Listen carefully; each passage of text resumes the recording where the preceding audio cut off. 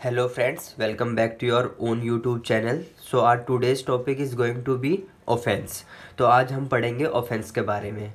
वैसे तो normal life में आपने offense वर्ड कई बार सुना होगा, कई जगहों पर सुना होगा, लेकिन देखते हैं कि लीगल लैंग्वेज में ऑफेंस का एक्चुअल मीनिंग होता क्या है।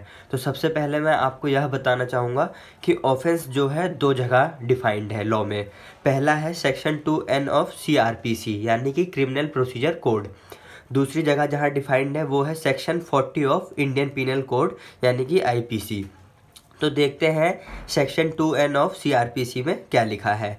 तो कोई भी ऐसा एक्ट या फिर कोई भी ऐसा ओमिशन जो कि पनिशेबल है किसी भी लॉ में, पनिशेबल है किसी भी लॉ में, उसी को ऑफेंस का नाम दिया गया है। तो सेक्शन 2N ऑफ CRPC क्या कहता है? एनी एक्ट और omission which is punishable in any law is called offence. तो मतलब कोई भी ऐसा काम या कोई भी ऐसा ओमिशन जो कि पनिशेबल है किसी भी लॉ में, उसी को ऑफेंस का नाम दिया गया है। अब सेक्शन 40 ऑफ IPC यानी कि इंडियन पीनल कोड ऑफेंस के बारे में क्या कहता है कि offence denotes a thing made punishable by the code. Code मतलब है इंडियन पीनल कोड। अगर इंडियन पीनल कोड में किसी भी चीज़ के लिए अगर सज़ा दी गई है, मतलब किसी भी ऐसे काम को पनिशेबल कहा गया है, तो उसी को ऑफेंस का नाम दिया गया है।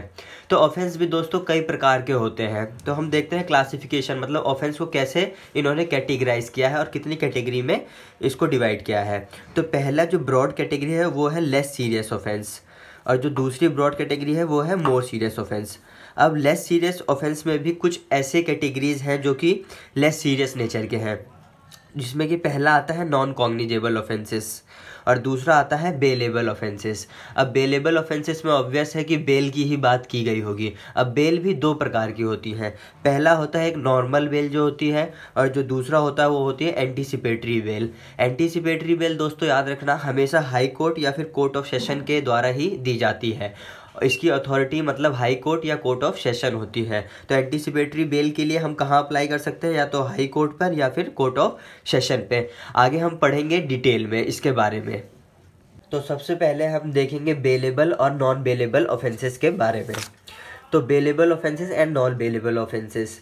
Bail means the release of the accused from the custody of the officers of law and entrusting him to the private custody of persons who are sureties to produce the accused to answer the charge at the stipulated time or date।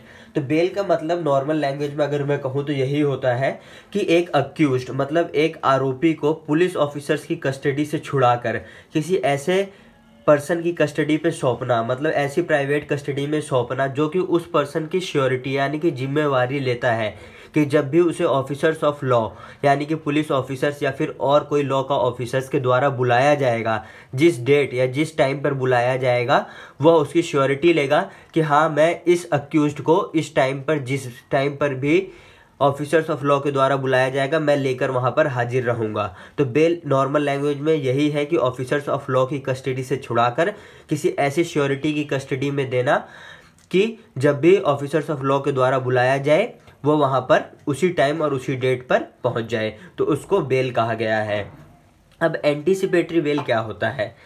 N anticipatory bail is granted by the high court और a court of session. जैसे मैंने आपको अभी पहले chart form में बताया था कि एंटीसिपेटरी बेल हमेशा हाई कोर्ट या फिर कोर्ट ऑफ सेशन के द्वारा ही दी जाती है to a person who apprehends arrest for having committed a non bailable offence but has not yet been arrested. हमेशा यह बात ध्यान रखना कि एंटीसिपेटरी जो बेल है वो हमेशा नॉन बेलेबल ऑफेंसेस के लिए ही दी जाती है, ठीक है। और किस लोगों को एंटीसिपेटरी बेल दी जाती है? एंटीसिपेटरी बेल उन लोगों को दी जाती है जो कि अभी तक अरेस्ट नहीं हुए हैं, लेकिन उनको इस बात का डर है कि वह अरेस्ट हो सकते हैं नॉन बेलेबल ऑफेंस के लिए, इसलिए वह पहले ही हाई कोर्ट या फिर हाई कोर्ट या फिर कोर्ट ऑफ सेशन पे अप्लाई कर सकते हैं एंटीसिपेटरी बेल के लिए।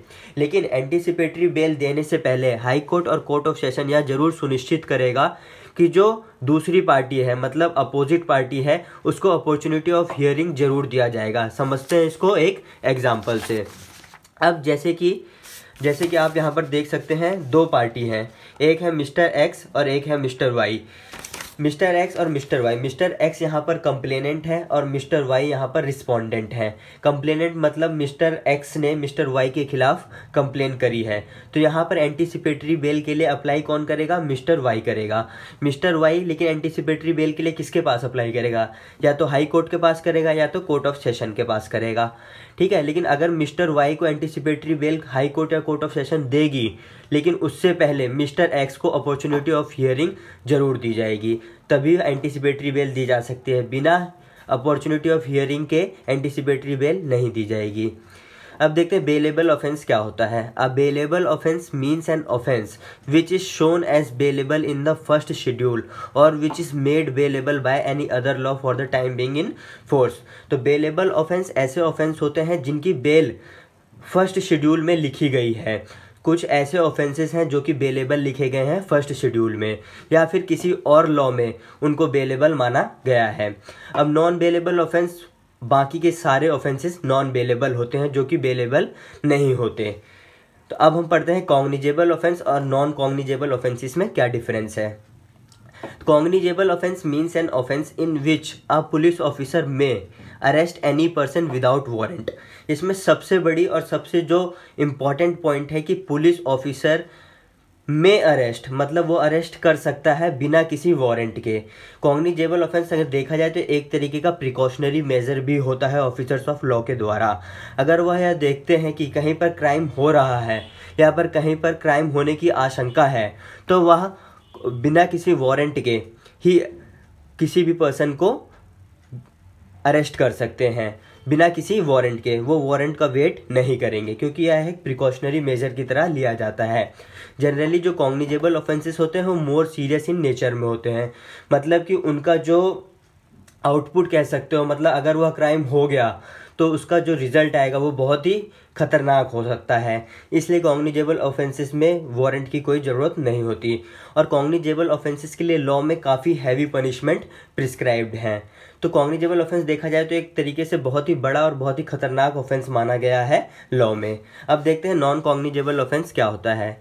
Non cognizable offence means an offence in which a police officer has no authority to arrest without warrant. ठीक कॉग्निजेबल ऑफेंस का उल्टा, मतलब नॉन कॉग्निजेबल ऑफेंस ऐसे ऑफेंस होते हैं जिनमें पुलिस ऑफिसर को वारंट की ज़रूरत पड़ती है।